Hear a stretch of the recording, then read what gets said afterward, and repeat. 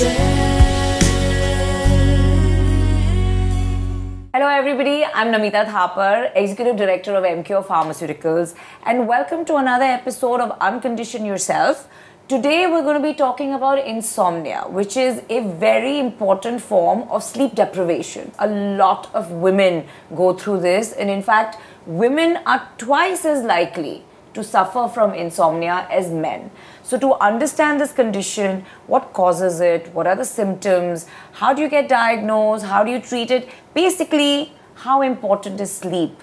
We have an expert with us. We have Dr. Tiwaskar. Thank you. And we have a lovely women here. We have Arvinder and we have Pooja. So before we get to your journeys, I know as a lay person that insomnia is a form of sleep deprivation. That's correct. But how do I know that, it's not an occasional lack of sleep caused by some extra caffeine or stress or some late night party versus, oh, this is a chronic condition. This is happening way too often. I need to go get it checked out. What is that? Like, when do you know that this is not just an occasional sleeplessness? This is serious. Let's understand first why sleep is important. Yeah. It's simply because a sort of an overhauling happens when you actually live your everyday's life. Yeah. Now, isn't it that you take your car to a garage probably every 3 months for a servicing? It's regeneration. So it's all regenerating the stuff. So right. in the day-to-day activity, when your entire system is put at work, it surely requires some overhauling. Right. And sleep actually provides this, where it not only stabilizes your entire system challenges, but also it improves your immunity, it improves your aging, right. it improves your metabolism, it improves your thought process and cognition. So overall health is completely taken care well if you sleep well. Ideally, a good sleep for an average adult human being has to be in a range of around 6 to 8 hours for sure. 6 to 8 hours. Why is it that women are twice as likely to have it than men? Is it because women in general tend to have higher stress levels? Yes, exactly. So generally, the psychological or psychosocial and the family commitments of women are far different than what men have. Right. And that is the place where probably women have little more, they have more anxiety, they react differently to a different kind of a situation. So controlling your stress is very important. Control your stress is extremely important. And of course, the various phases of women's life, the hormonal changes, the menopausal phase, during menstruations, all those will add to a challenge. Absolutely. And that adds to insomnia. Every time you go to a doctor, giving a sleeping pill is sort of the first. That's the and basic. I think you get addicted to it, right? Yeah, and then your sometimes. lifetime, there are people I know who don't sleep till they don't pop a pill. Absolutely. Let me be very honest to you. And unfortunately, even though it is true, but that is not the correct way of actually managing insomnia or somebody who comes to you with a lack of sleep. Right. First and the foremost, that any doctor has to find out why some person is getting insomnia. Get the history. So a detailed good history taken, which will surely point out to nearly 90% of the cause. You do not require, all those fancy investigations to be done. Right. It's simple history taking will tell you entire details and the reasoning why somebody is undergoing insomnia. No matter, it could be an acute insomnia or it could be a chronic insomnia. Right. But you will surely find out the cause of it. And once you know the cause of it, it is easier to treat. What are usually the causes, Doc? I mean, I know stress is a big part that we discussed. Correct. Other than stress, what could be the causes? There are many. Let's first talk about the lifestyle. Excessive smoking, tobacco. Excessive smoking, yeah. Caffeine. Extra coffees, extra teas. Yeah. Then now, especially during COVID times, the screen times have gone up. That's also true. Suddenly. You're buzzed, your mind and the is funniest thing, overbuzzed. Namita, whether you have realized it or not, lot of people, they have televisions in their bedrooms. Yeah, true. Now that is one of the most biggest cause for insomnia for the people, especially, once they cross the age of around 40, 45. Yeah. Now most of us were under the impression that people drink alcohol and the sleep quality is better. And you will find it very funny that if you have alcohol, and especially those are regular alcohol consumers, will always find alcohol to be one of the leading causes for loss of sleep. The initial part of alcohol is just to de-stress yourself. Right. And it is not alcohol which is causing a sleep.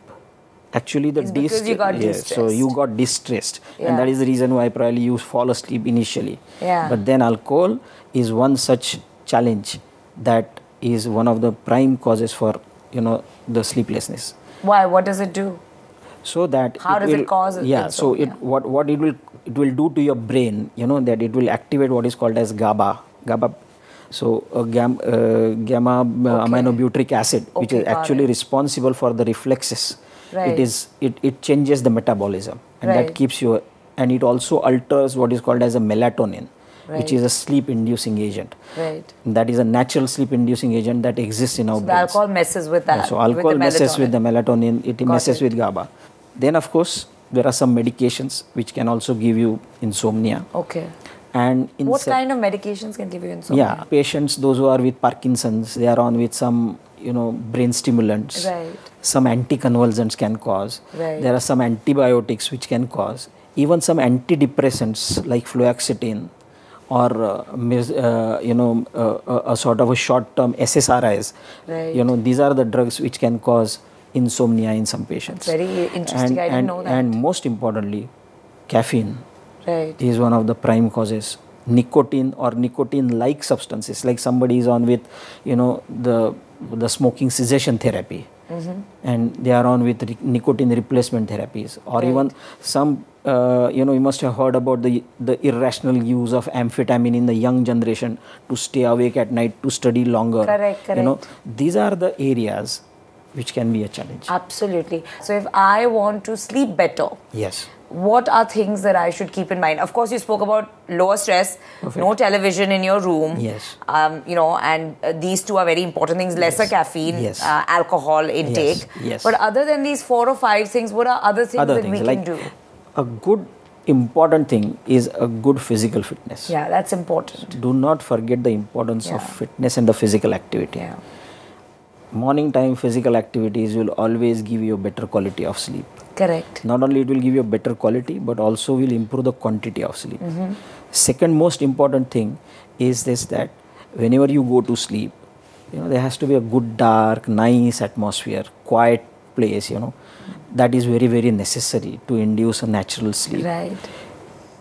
I would recommend, or I most of the times tell the patients that please do not keep your mobiles or laptops or computers near your bed or on the bed. Right. So never go to bed listening to the music, putting your earphones on and then trying to sleep listening to the music. No, that is the most. I would say reading is okay. I've seen that when I read, but then whenever better. you read a book rather than on your Kindle or something. Like that's true. So then you're reducing screen time. So that reduces the screen time. And most importantly is this, that avoid dozing in the afternoon times. Correct. So that then you have your regular pattern. So that regular pattern every single night. Yes, correct. Super. Now let's talk to our lovely ladies here. Perfect. Arvinder, why don't we start with you? It was during my pregnancy that I was going through. Okay. Before that, you had no issues with sleep? Never. How old were you when this happened? It was around 30, 35. You were 35. Around 35? 35 around. So that's the first time you started feeling, I'm not getting sleep? Yeah, because I had a bad marriage.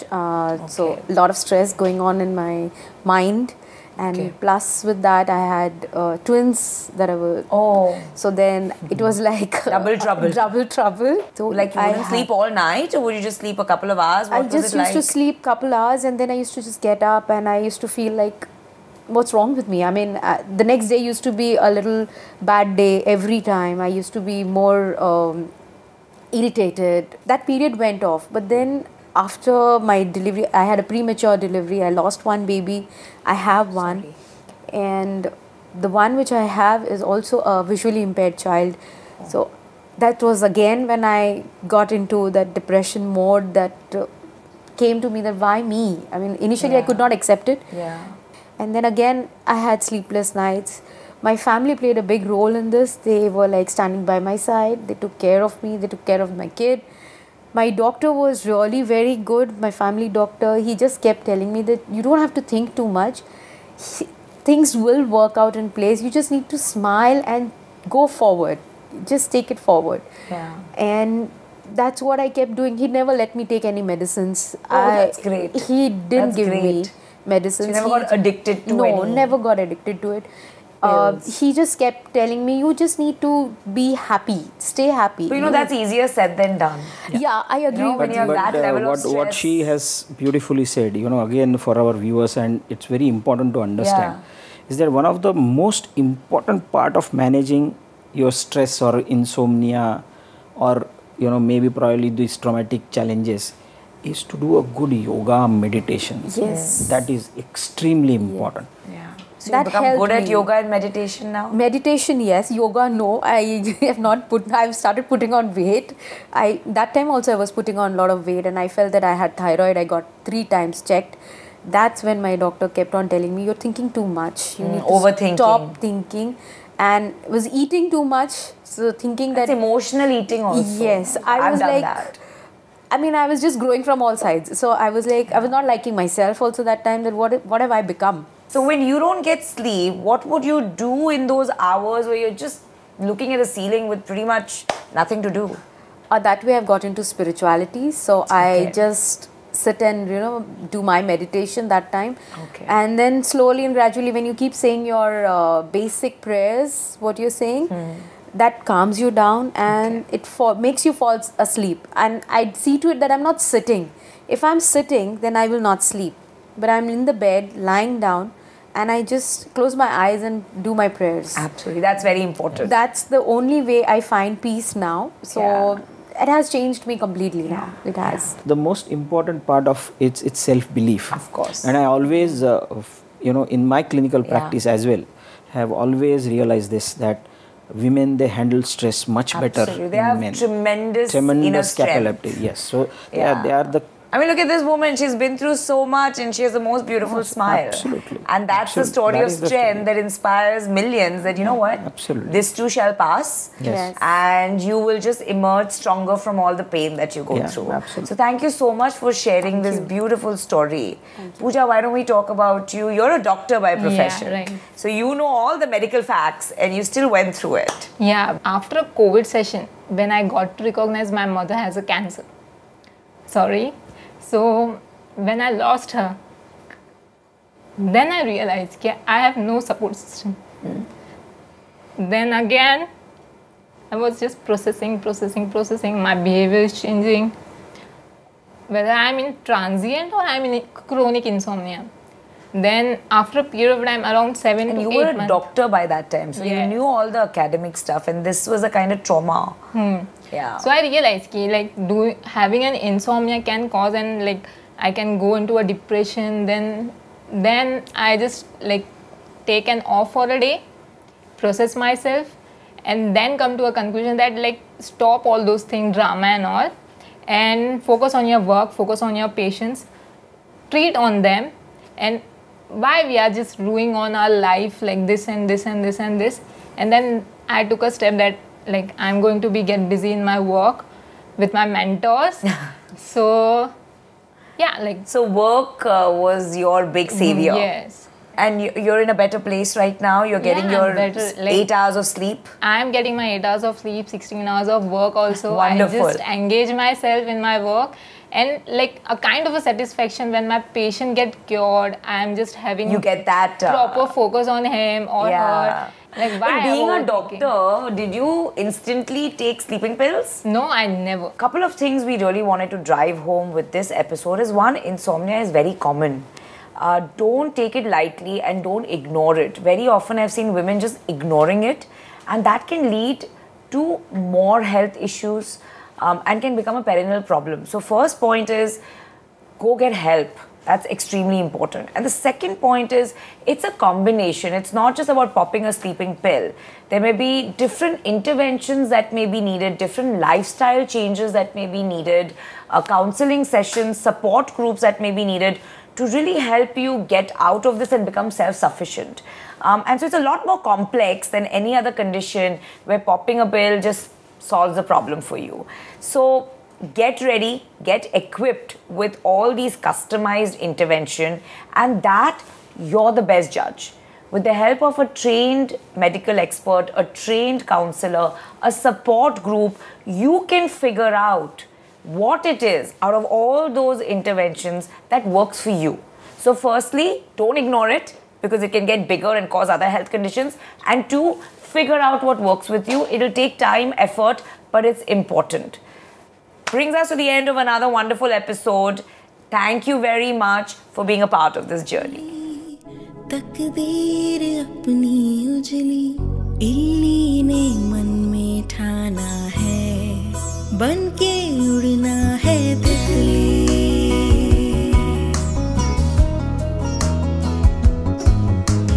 दायरे लाग के ही तो जीना आया मुझको मैं बदली हूँ अब तुम भी बदलो खुद को कंडीशंस का हाथ छोड़ के रूल तोड़ के Uncondition yourself